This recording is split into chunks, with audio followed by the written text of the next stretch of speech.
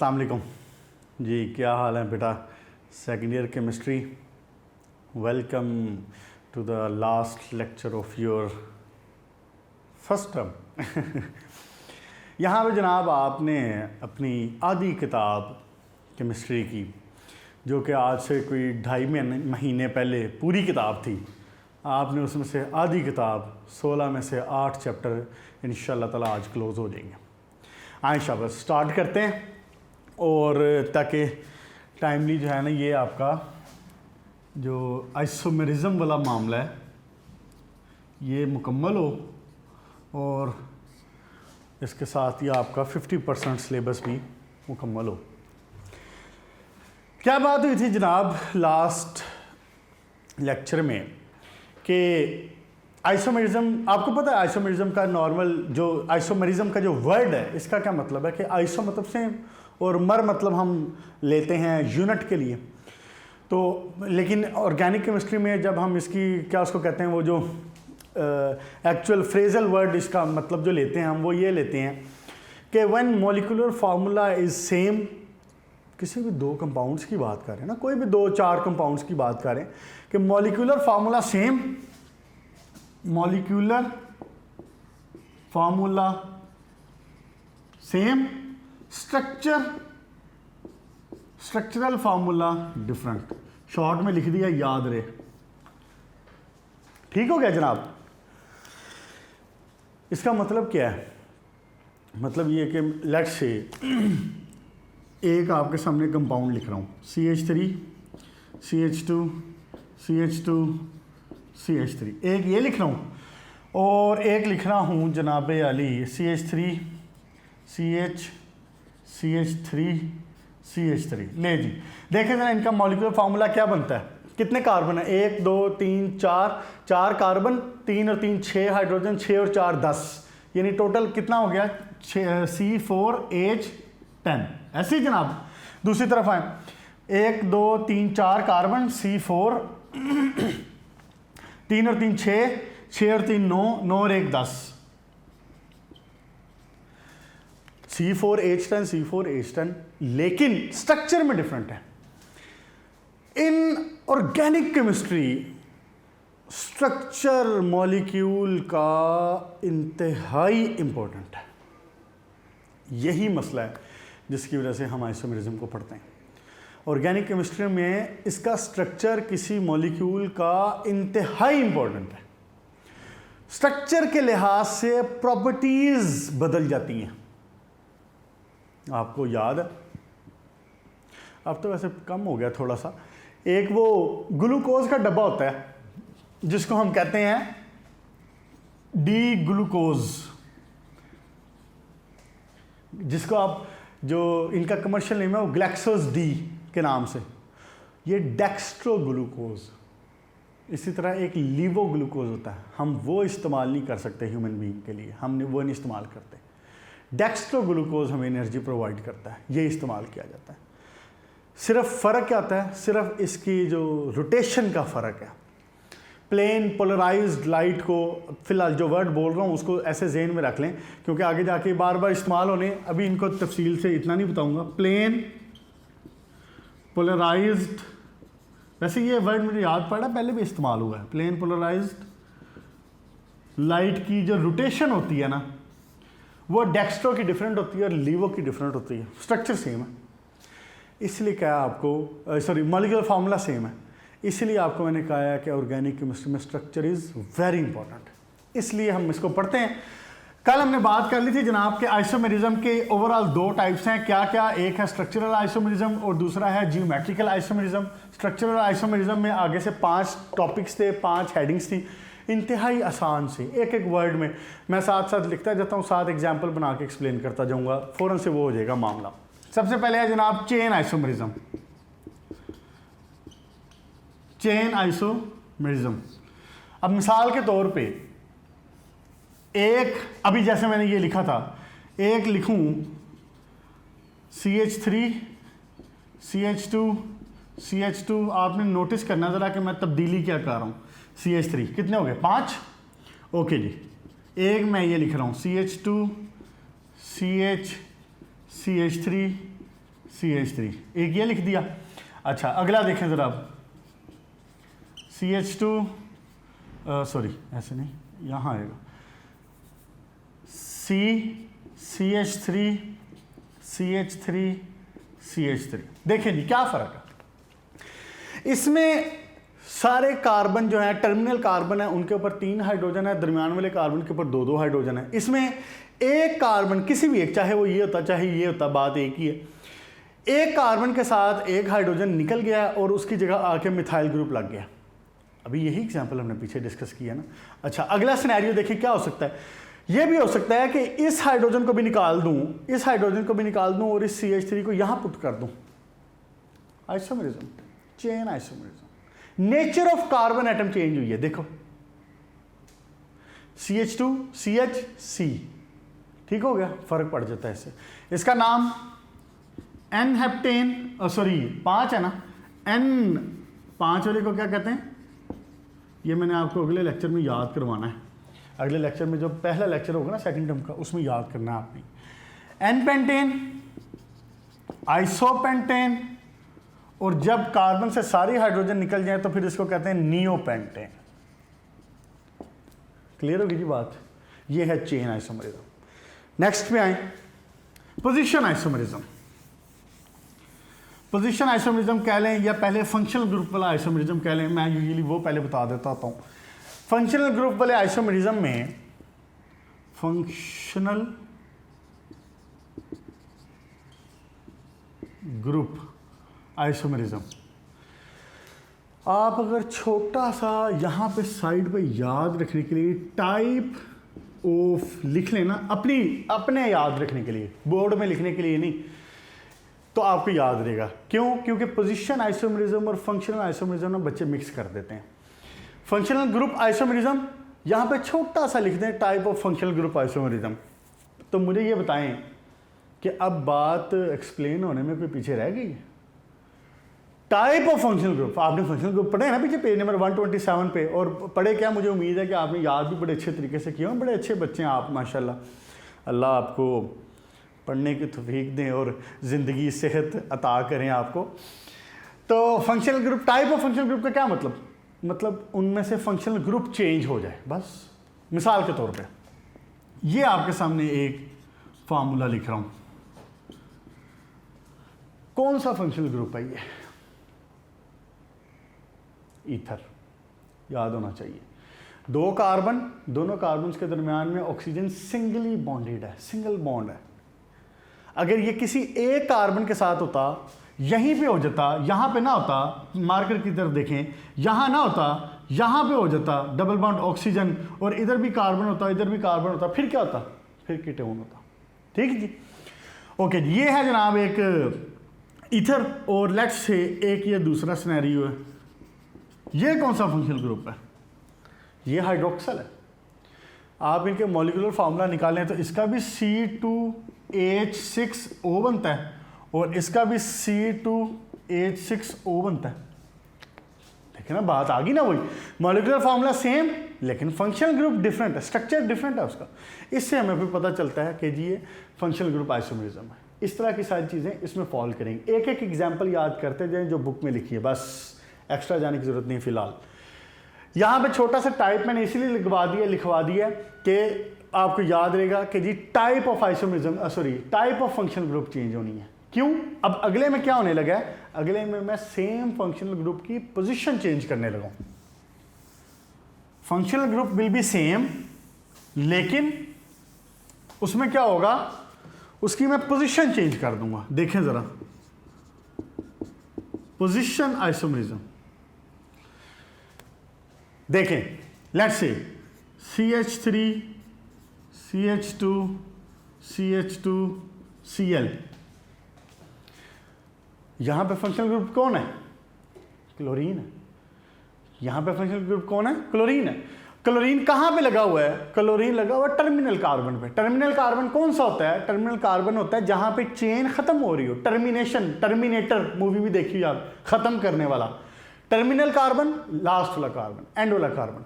तो यहां पे इधर लगा हुआ है। अच्छा, सिनेरियो डिफरेंट करता हूं जरा, CH Cl CH3।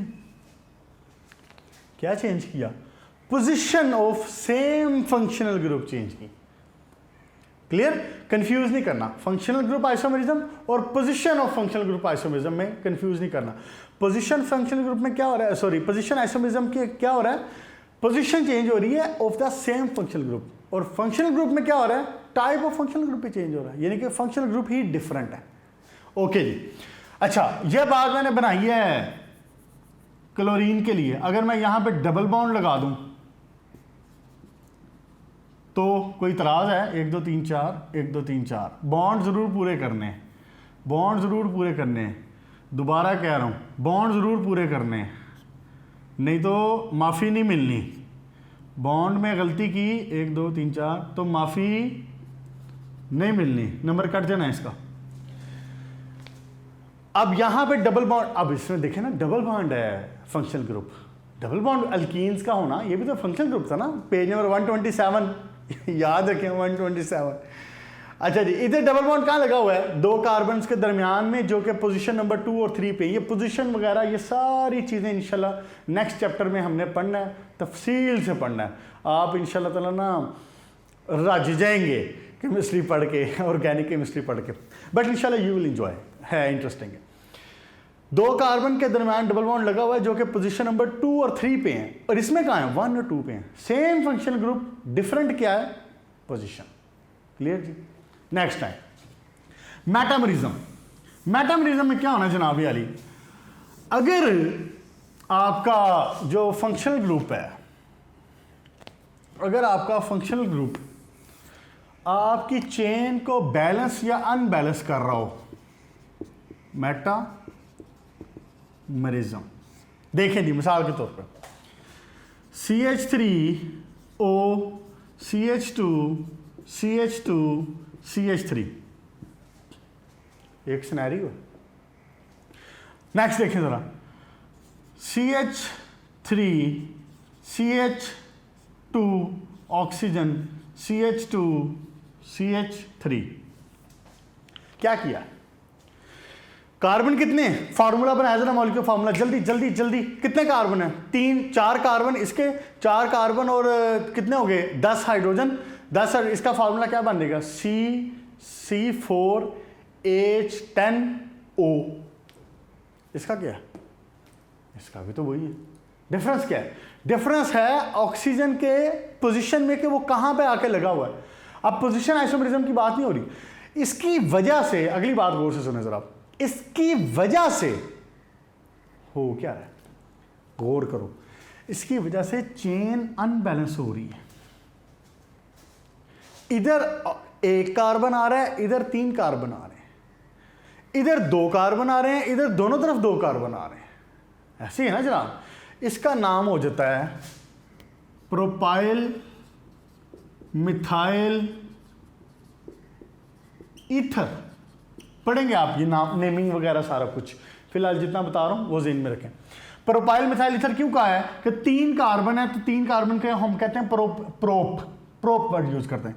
तो प्रोपाइल मिथाइल ईथर, इसको LMNOP, सॉरी इसको मिथाइल प्रोपाइल लिखेंगे क्योंकि ना अल्फाबेटिकली लिखते हैं। मैंने गलती की, मैं समझा P पहले आता है, मैंने P के लिहाज से पहले लिख दिया था। यह बन जाएगा मिथाइल प्रोपाइल, ऐसे बनता है ना LMNOP, तो M पहले आता है, अल्फाबेटिकली लिखा जाता है, मिथाइल प्रोपाइल ईथर।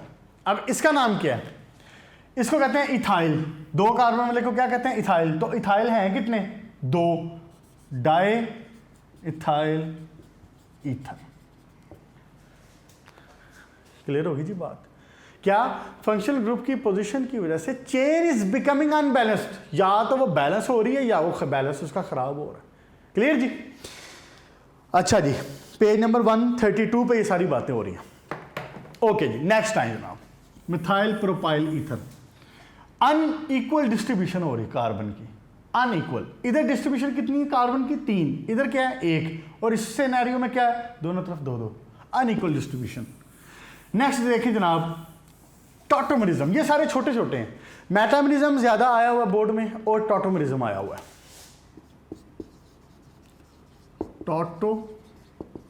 मेरिज्म। अगर इसके साथ फंक्शनल ग्रुप लगे हों और उसमें एक ऐसा शरारती सा प्रोटॉन हो जो कभी दौड़ के उसके साथ लग जाए, कभी दौड़ के उसके साथ लग जाए, एक शरारती सा प्रोटॉन हो जो अपनी पोजीशन चेंज करे, बाकी मॉलिक्यूल चेंज ना हो, लेकिन वो प्रोटॉन क्या करे, कभी वो प्रोटॉन क्या होता है, हाइड्रोजन एटम, हाइड्रोजन का H पॉजिटिव यानी, तो वो प्रोटॉन क्या करे, वो कभी भाग के इधर कभी भाग के इधर, टॉटोमेरिज्म। देखें सिनेरियो बनाएं जरा, carbon let's say R show करते हैं कोई भी अल्काइल की चेन के लिए, R किस लिए शो करते हैं, अल्काइल की चेन के लिए, कहीं पे भी R लिखा हुआ है कैपिटल R ऐसे, तो एक तो आप इनऑर्गेनिक केमिस्ट्री में वो भी पढ़ा ना आपने, आइडियल गैस कांस्टेंट, तो यहाँ पे R का वर्ड यूज़ करते हैं इसके लिए कि इसकी जो अल्काइल चेन लगी हुई है यहाँ पे कोई भी। ओके जी, लेट्स से यहाँ पे लगा हुआ जनाब अली NH2 और इधर लगा हुआ COOH, ये कौन सा ग्रुप है, ये अमाइन ग्रुप है, ये कौन सा ग्रुप है, फंक्शनल ग्रुप है, ये कार्बोक्सिलिक एसिड है। अब हो क्या कि जो शरारती सा प्रोटॉन है ये वाला, ये क्या करे, ये थोड़ी देर बाद उधर से भागे और इधर आ जाए। मैंने ना बुक पे आपको करेक्शन भी करवानी, मेरा ख्याल है बुक पे ये पॉजिटिव नहीं लिखा हुआ, और कभी भाग के इधर आ जाए तो NH3 पॉजिटिव हो जाएगा, इधर डेफिशिएंसी होगी COO नेगेटिव हो जाएगा, और कभी भाग के वापस चला जाए, COOH हो गया और NH2 हो गया। क्लियर, टॉटोमेरिज्म क्लियर होगी। अच्छा जी, अच्छा बेटा ये इसको ना ज़्विटर-आइन कहते हैं, ज़्विटर-आइन, ये इंपॉर्टेंट शॉर्ट क्वेश्चन बन जाता है ज़्विटर-आइन की वजह से, वो पूछ लेता है कि ज़्विटर-आइन क्या होता है, तो आप उसमें ये एक्सचेंज बताएंगे, ये आपने एक्सचेंज आगे जाके पढ़ना भी है, वैसे अगर शॉर्ट क्वेश्चन आता है तो वो वाला एक्सप्लेन करना ज़्यादा बेहतर होता है, वहाँ पे जो बात होगी अगले लेक्चर्स में।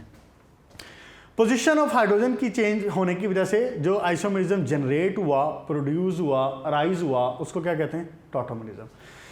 अच्छा एक दो मिस्टेक्स थी छोटी सी, हाँ जी, मेरे पास बच्चों NH3 पॉजिटिव नहीं लिखा हुआ, तो अगर आपके पास भी नहीं लिखा हुआ तो इसको लिख लें, NH3 पॉजिटिव आना है।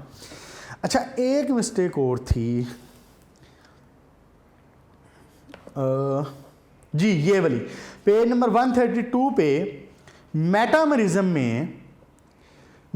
में मैं बोर्ड पे आपको लिख के बता देता हूँ ताकि आपको पता चल जाए कि कहाँ पे मिस्टेक है। मेटामेरिज्म में पेज नंबर 132 पे CH3 CH2 oxygen CH2 CH3 ये लिखा हुआ है, नजर आया मेटामेरिज्म की हेडिंग में, ये जो एक स्ट्रक्चर बना हुआ है, और उसने इसका नाम लिखा हुआ है डायमिथाइल ईथर, मेरे पास तो लिखा हुआ है डायमिथाइल, ये डायमिथाइल ईथर नहीं है, ये डायइथाइल ईथर है, डायइथाइल ईथर। आप जब उसकी नोमेनक्लेचर पूरा पढ़ेंगे ना तो फिर आपको पता चल जाएगा कि जो 2 कार्बन वाला होता है उसको हम नाम देते हैं एथ, तो ये डायइथाइल ईथर है। जो सिंगल कार्बन होता है उसको कहते हैं मेथ, वो होता है डायमिथाइल ईथर। तो यहाँ पे चूंकि 2 कार्बन है, एक ये इथाइल बन गया और एक ये इथाइल बन गया, तो उसने गलती से यहाँ पे M जो है ना, M यहाँ पे लिख दिया उसने गलती से, तो वो M नहीं आना, डायमिथाइल ईथर है। ये ज़रूर ठीक कर लें, क्योंकि अगर आप बोर्ड में लिखोगे इसका नाम डायमिथाइल ईथर तो वो गलत हो जाएगा, एग्जाम्पल गलत हो जाएगी। लें जी, यहाँ पे मामला हुआ ख़त्म टॉटोमेरिज्म का, और अब आते हैं सिस ट्रांस आइसोमेरिज्म पे। Cis trans isomerism basically arise क्यों होता है? सिस ट्रांस आइसोमेरिज्म बेटा मामला एक्चुअली ये बनता है कि देखें ज़रा, गौर फरमाएं, आपने ना इधर गौर फरमाना ज़रा कि मैं करने क्या लगाऊं। ये इधर आ गया, ये इस पे आ गया, ये सिनेरियो बन गया, इधर से जनाब ये इधर आया। मैंने आपको बताया ना कि केमिस्ट्री में, ऑर्गेनिक केमिस्ट्री में स्ट्रक्चर इज़ वेरी इंपॉर्टेंट। देखें ज़रा, गौर करें, ऐसे आते हैं करीब शेप। वाइट वाले हैं हाइड्रोजन, ब्लैक वाले हैं दो कार्बन, दो कार्बन के साथ तीन हाइड्रोजन इधर लगे हैं, तीन हाइड्रोजन इधर लगे हुए हैं, सिंगली बॉन्डेड है, सारे के सारे सिंगल बॉन्ड है, एक ही स्टिक है ना, सिंगल बॉन्ड है सारे के सारे। क्या अगर मैं चाहूं, गौर करें जरा, मेरी बात ध्यान से सुननी है, कॉन्सेप्ट आ जाए ना सारा इसके अंदर ही। अगर मैं चाहूं कि ये मॉलिक्यूल यू रोटेट हो, ये देखिए नजर आ रहा, मॉलिक्यूल यू रोटेट हो, तो क्या इसमें कोई हिंड्रेंस है, क्या इसमें कोई मसला है? मैं आराम से रोटेट कर रहा हूं मॉलिक्यूल को, आराम से रोटेट हो रहा मॉलिक्यूल, ऐसे ही ना। ये देखिए single bond, carbon carbon single bond और रोटेशन हो रही, चाहे ये पोजीशन यूं कर ले, चाहे ये पोजीशन यूं कर ले, चाहे ये पोजीशन यूं कर ले, कर सकता है ना। अच्छा, अब अगली बात देखें जनाब, अगर मामला ये हो,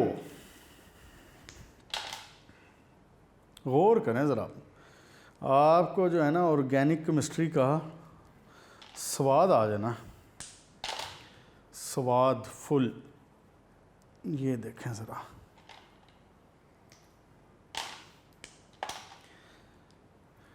अगर मामला बने ये वाला,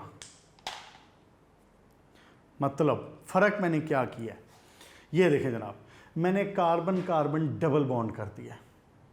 जब कार्बन कार्बन डबल बॉन्ड करूंगा तो ऑब्वियसली कार्बन की वैलेंसी तो 4 ही रहनी है ना, तो कार्बन कार्बन डबल बॉन्ड हो गया, ये नज़र आ रहा है ना, 2 बॉन्ड बन गए, तो ये 2 हाइड्रोजन आ गए, ये 2 हाइड्रोजन, ये 2 हाइड्रोजन। क्या अब मैं यूं चाहूं रोटेट करना, अब गौर करें जरा बात, क्या अब मैं यूं रोटेट करना चाहूं तो क्या रोटेशन हो सकती? अभी आपको मैंने सिंगल बॉन्ड वाला भी दिखाया, कितनी मजे से रोटेशन हो रही, घूम रहा है, रोटेट कर रहा है, कोई मसला नहीं। क्या अब ये रोटेशन हो सकती? ये लॉजिकली देख लें, अब ये रोटेशन मुमकिन नहीं है। From this point arises a new type of isomerism and that is cis trans isomerism, geometrical isomerism. Structure same, structure में कोई मसला नहीं, लेकिन वो चूंकि डबल बॉन्ड आ गया, डबल बॉन्ड आ गया, उसकी वजह से रोटेशन रुक गई। अच्छा, अब रोटेशन तो रुक गई, लेकिन यहां से एक और मामला पैदा होता है। गौर करें जरा, बात ध्यान इधर रखना, फुल बटा फुल देखें, ये देखें जनाब, ध्यान जो है ना वो फुल इधर रखना। ये देखें क्या किया है मैंने, अभी भी वही है, कार्बन कार्बन डबल बॉन्ड है, 2 वाइट कलर के हाइड्रोजन है। मैंने क्या किया है, मैंने उन 2 जो दूसरे हाइड्रोजन थे उनको रिप्लेस कर दिया, उनको मैंने रिप्लेस कर दिया। अब मिसाल के तौर पे इसको कोई भी फंक्शनल ग्रुप समझ लें, क्लोरीन ब्रोमीन समझ लें, कुछ भी समझ लें, कुछ भी लगाओ, यहां पे जनाब अली ये ग्रीन वाले चेंज हो गए। अब मामला ये होता है कि अगर ये डबल बॉन्ड ना होता, ये होता यूं करके सिंगल बॉन्ड, यूं करके सिंगल बॉन्ड होता, तो ये रोटेशन होती रहती, कोई मसला ना होता। लेकिन चूंकि आ गया डबल बॉन्ड, तो ये रोटेशन तो अब मुमकिन नहीं है, ये रोटेशन तो मुमकिन नहीं रही ना, पूरा घूम तो नहीं सकता मॉलिक्यूल, रोटेशन तो मुमकिन नहीं रही। अब अगली बात सुने, इसके ग्रुप के, फंक्शनल ग्रुप के यहां होने और यहां होने, यानी ओपोजिट होने साइड, ओपोजिट होने पे, डबल बॉन्ड के अगेंस्ट ओपोजिट साइड पे होने, इसको कहते हैं ट्रांस आइसोमेरिज्म, इसको कहते हैं ट्रांस स्ट्रक्चर। इसका ये इसका क्या है, ट्रांस। हमें पढ़ना क्यों पड़ रहा है ये इसलिए पढ़ना पड़ रहा है कि अगर ये दोनों भाई साहब सेम साइड पे हों तो दे एग्जिबिट डिफरेंट प्रॉपर्टीज, और अगर ये ऑपोजिट साइड पे हो, जैसा कि मैंने पहले यहां पे ये लगाया था यूं नीचे की तरफ, तो दे एग्जिबिट डिफरेंट प्रॉपर्टीज। यहां से राइज होता है डबल बॉन्ड के लिए special phenomena and that is cis trans isomerism. अब दोनों फंक्शनल ग्रुप, ये वाइट वाला हाइड्रोजन है, इसको कंसिडर करना है, जो आइडेंटिकल, जो अलग लगे हुए हैं फंक्शनल ग्रुप, अगर ये दोनों हो सेम साइड पे तो दिस इज सिस, और अगर ये हो दोनों ऑपोजिट साइड पे यूं ऐसे हो तो now it is trans.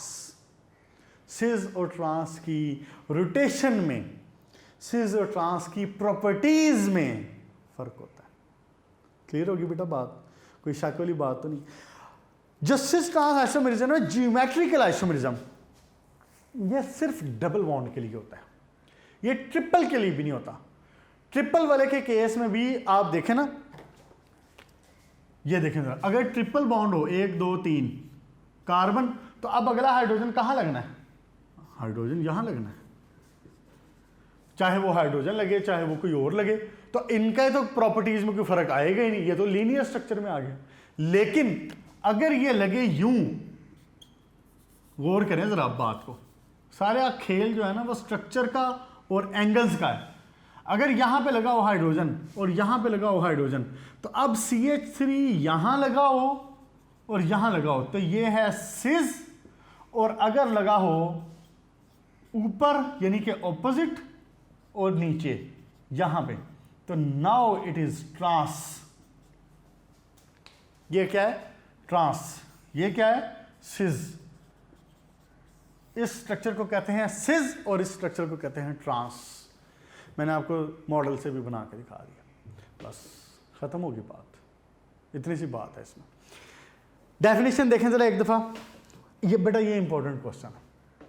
Tautomerism, metamerism, cis trans isomerism, exercise का क्वेश्चन नंबर 15 है, which discusses about cis trans isomerism और ज्योमेट्रिक आइसोमेरिज्म। ठीक हो गया? डेफिनेशन देखें जरा एक बार, कहता है such compound which possesses the same structural formula. आपने देखा ना, ये देखा आपने कि भाई साहब अगर मैं ग्रीन को यहां की बजाय ऊपर लगा दूं तो फार्मूला तो चेंज नहीं होगा, स्ट्रक्चर तो सेम है। हमने जो पीछे स्ट्रक्चरल आइसोमेरिज्म पढ़ा है सारा, कि जनाब स्ट्रक्चर चेंज हो गया, मिथाइल की जगह इथाइल लग गया, अनइक्वल डिस्ट्रीब्यूशन हो गई, प्रोटॉन ने जनाब जंपिंग शुरू कर दी, भाग के इधर भाग के उधर चला गया, ये सारा कुछ स्ट्रक्चर चेंज हो रहा था। लेकिन इस केस में तो स्ट्रक्चर चेंज नहीं हो रहा, इस केस में तो स्ट्रक्चर चेंज नहीं हो रहा। इसमें क्या चेंज हो रहा है? ओनली एंगल्स, ओनली ज्योमेट्री के आया जो फंक्शनल ग्रुप हैं वो एक दूसरे के ऑपोजिट लगे हैं या एक ही साइड पे लगे हुए हैं, यूं करके। अगर वो जनाबे अली एक ही साइड पे लगे हैं डबल बॉन्ड की एक ही साइड पे हैं, लाइक दिस वन, तो this is sis, CIS, sis.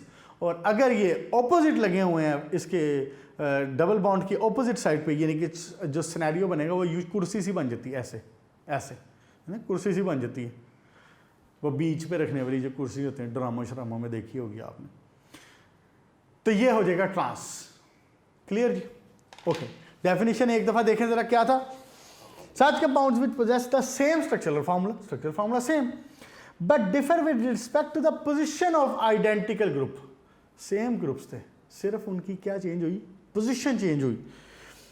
In the space is called cis trans isomerism, और इस फिनोमेना को हम कहते हैं cis trans isomerism। कोई मुश्किल है इसमें? ऑल ओकेज हो गया। एग्जाम्पल कोई भी याद कर लें, सिंपल सी एग्जाम्पल कोई याद कर लें, ये ऊपर वाली ये जो मैंने लिखी है ये याद कर लें, नीचे वाली याद कर लें, बात एक ही है, बात सर में एक ही। अच्छा, एक बात मैं नोटिस करवाना चाह रहा हूँ, वो ये, उससे नीचे वाली लाइन देखें जरा। The necessary and sufficient condition for a compound to exhibit geometric isomerism is that two groups attached to the same carbon atom must be different. ये मैं एक्सप्लेन करना चाह रहा हूँ एक्चुअली। इसका मतलब क्या है? इस कार्बन के साथ दो ग्रुप लगे हैं ना, एक ये और एक ये। इस कार्बन के साथ कितने लगे हैं? एक ये और एक ये। These two groups should be different.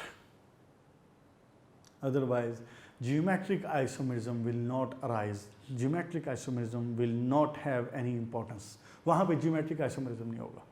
क्या कहा है मैंने? दोबारा सुन लें। ये जो ग्रुप्स है ना, ये यहां पे और यहां पे, यानी ये दोनों हाइड्रोजन ना हो या ये दोनों मिथाइल ना हो, यूं, ये डिफरेंट होने चाहिए, यानी कि ये C2H5 बन जाए मिसाल के तौर पर। क्लियर होगी जी बात? अच्छा, एक नीचे जरा डायग्राम देखें, जहां पे उसने क्लोरीन और ब्रोमीन लगाए हुए हैं। तो क्लोरीन और ब्रोमीन सिस बनेंगे या ट्रांस बनेंगे? बताएं ना जरा। मिसाल के तौर पे सिनेरियो बने ये वाला ClBr। अब क्या करें, ये सिस आइसोमरिज्म है। क्यों? क्योंकि ये दोनों हैलोजन है, ये भी हैलोजन है और ये भी हैलोजन है। ये डिफरेंट हो गया ना बीच में, ये डिफरेंट हो गया ना बीच में, तो ये क्या हो गया, सिस आइसोमरिज्म। क्लियर होगी जी बात? जो सेम फंक्शनल ग्रुप के हैं आपने उनको नोटिस करना है। क्लियर? हैलोजन। अब ये दोनों हैलोजन, ये फंक्शनल ग्रुप, ये भी हैलोजन है, ये भी हैलोजन है, दोनों एक साइड पे ना, ये सिस हो गया। अगर ये यहां पे होता, अगर ये यहां पे होता तो अब मैं इसको क्या कहता, अब मैं इसको ट्रांस कहता। क्लियर जी बेटा बात? ओके जी, बस बाकी और कोई ख़ास बात नहीं है इसमें। एक्सरसाइज मैंने सारे के सारी साथ साथ डिस्कस कर दी, सारी की सारी एक्सरसाइज साथ साथ मैंने आपको मार्क करवा दी हैं, और हैं भी सारे के सारे एक्सरसाइज के इस काइंड ऑफ, यानी लॉन्ग क्वेश्चन ही है, शॉर्ट क्वेश्चन इसमें नहीं है, सिर्फ वो शॉर्ट वो हैं, ट्रू फॉल्स हैं और फिल इन द ब्लैंक्स वगैरह हैं। बाकी जो लॉन्ग क्वेश्चन आते हैं वो मैंने आपको सारे अलग मार्क करवा दिए हैं। जो शॉर्ट क्वेश्चन होने का चांस है वो भी अंदर चैप्टर के अंदर बात हो चुकी है। अदरवाइज़ आप अपना ये जो है नोट्स उसको मुकम्मल तौर पे याद करें, उसके जो शॉर्ट क्वेश्चन है वो सारे के सारे याद करें।